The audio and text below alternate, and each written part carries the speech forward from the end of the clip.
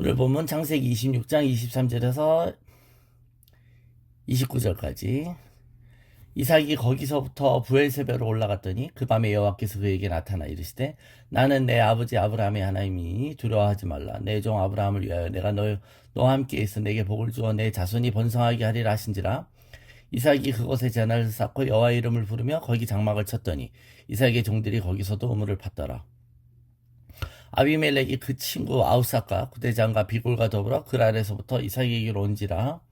이삭이 그들에게 이르되 너희가 나를 미워하여 나에게 너희를 떠나게 하였거늘 어찌하여 내게 왔느냐. 그들이 이르되 여호와께서 너와 함께 있음을 우리가 분명히 보았으므로 우리의 사이 곧 우리와 너 사이에 맹세하여 너와 계약을 맺으리라 말하였노라. 너는 우리를 해하지 말라. 이는 우리가 너를 범하지 아니하고 선한 일만 네게 행하여 네가 평안히 가게 하였음이니라. 이제 너는 여호와께 복을 받은 자니라. 자, 이삭은 가는 곳마다 하나님 복을 주시죠. 그죠? 농사를 지어도 잘 되고 또 그랬더니 떠나라 그래서 떠나서 가는 곳마다 우물을 파도 잘 됐습니다. 에색 신나 르홉을 파고 다 내주고 이제 또 옮겨갑니다. 그것이 바로 부엘세바로 올라갔다는 겁니다. 옮겨갔다. 자, 이삭의 빼앗기면 빼앗기리라의 가정 속에 이삭은 점점 자신의 거처 장막터를 부엘세바의 근처로 옮깁니다. 이 부엘세바라는 일곱 우물이란 말이기도 하고 쉐바, 그러니까 맹세의 우물이란 말이기도 하죠. 예. 그리고 이제 그러다 보니 원래 그가 가야 할 곳으로 돌아온 것이죠. 그곳에서 하나님은 이삭에게 다시 나타나셔서 자신을 계시하십니다. 나는 너의 아버지의 하나님이고 내가 너와 함께 있어서 복을 주겠다는 것입니다.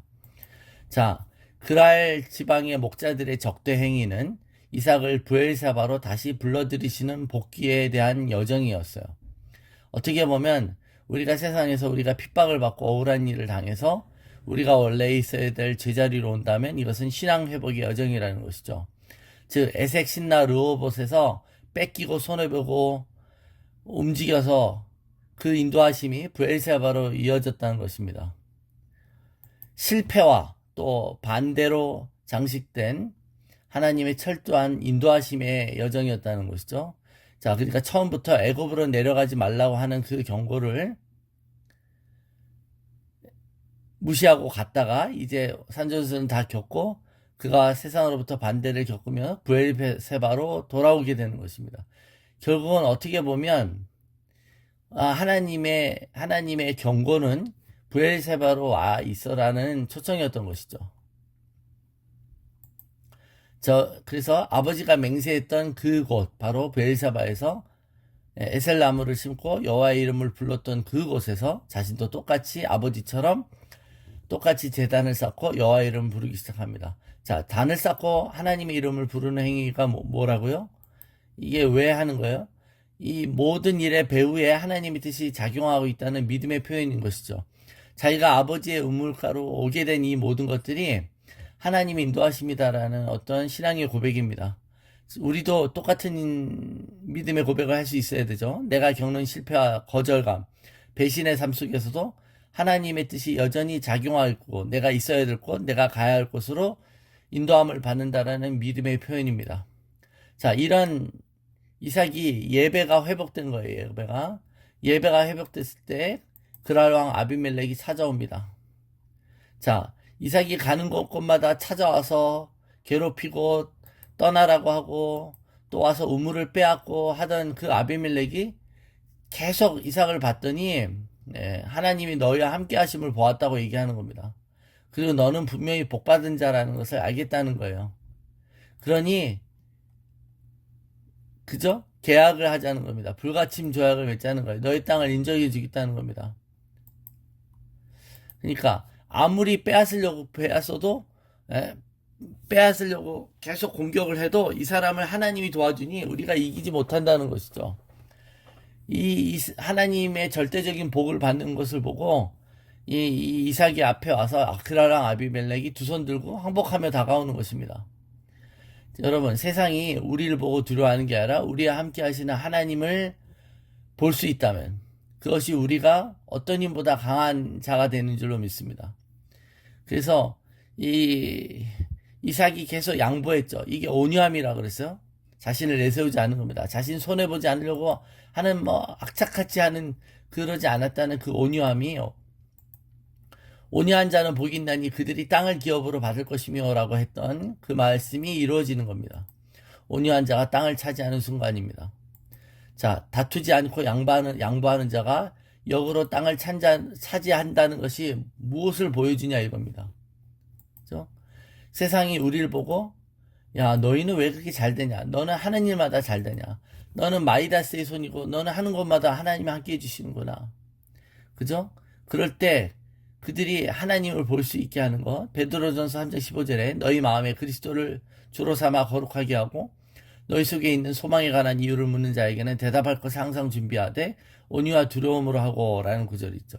여기 대답할 것을 항상 준비한다는 게 무슨 뜻일까요? 세상이 우리가 의지하고 믿는 것들을 궁금해할 때 그것을 설명하고 증거할 수 있는 준비가 돼 있어야 된다는 것입니다. 그럴 때 우린 뭐라고 말합니까? 그래, 내가 복 받는 것은 또 내가 가는 곳마다 땅을 차지하고 내가 파는 우물마다 물이 샘솟는 이유는 다 예수님 때문이야 라고 말할 수 있어야 된다는 것이죠. 우리의 소망의 이유를 설명하기 위해서 대답할 것을 준비하라는 거예요. 우리의 소망이 어디 있는데요? 우리의 소망이 예수께 있습니다. 우리는 이 땅에서 하늘의 것을 끌어쓰는 자들 아닙니까? 우리가 대답할 것을 준비한다고 해도 여러분 준비하는데 세상에 와서 궁금해하지 않아요. 안물하는 거야, 안물. 그죠? 그럴 때 우리의 간증의 힘은 약해지는 것이죠. 우리가 저들하고 똑같을 때 악착 맞고 우리도 지지 않으려고 할 때 저들은 우리에게 호기심이 일어날 필요가 없죠. 쟤들은 양보하고 쟤들은 우리와 같이 살지 않는데 왜 저들은 잘 되는가? 그럴 때 궁금하고 알고 싶은 걸 거예요. 자기네랑 똑같다고 생각하면 오히려 비난할 것입니다. 세상이 우리를 보고 니네들은 무슨 비결이 있는 거야? 뭘 믿고 그렇게 싸우지 않고 양보하고 하는 거야? 그럴 때 세상은 궁금해하는 것입니다. 그래서 여러분 우리가 이 세상에서 우리의 힘으로 악착 맞게 싸우고 지지 않으려고 하는 게 아니라 기꺼이 손해보기로 결정할 때 세상은 궁금해하는 것이죠. 그죠? 우리가 세상과 다른 선택을 하는 걸 보고 우리에 대해서 궁금해하는 것입니다. 자, 세상으로부터 반대와 배신, 억울함 속에서도 그 하나님을 신뢰하고 그럴 때 우리를 아버지가 팠던 브엘세바로 인도하시는 그런 하나님의 계획과 하나님의 인도하심을 믿는 믿음이 있는 것입니다. 그러니까 우리가 제자리 돌아왔을 때 항상 예배가 있잖아요. 우리가 예배가 회복되려면 우리는 우리 삶을 인도하신 하나님을 신뢰해야 되고 이 세상 사람들과 다른 선택을 해야 되는 줄로 믿습니다. 이런 축복이 우리에게 있기를 바라고 우리가 그 믿음으로 살아갈 때 세상에선 바보 같은 선택, 말도 안 되는 선택일지만 그러나 그것에 여전히 하나님께서 복 주시고 형통하게 하시는 줄로 믿습니다. 그래서 늘 성경이 말하지만 이 형통함이란 게 뭐냐면 형통함이란 손해보지 않는 걸 말하는 게 아니라 하나님이 함께 하시는 것이죠. 하나님의 임재를 포기하지 않기 위해서 하나님의 임재를 놓지 않기 위해서 불필요하고 비본질적인 싸움에 휘말리지 않도록 결정하는 것, 그것이 믿음인 줄로 믿습니다.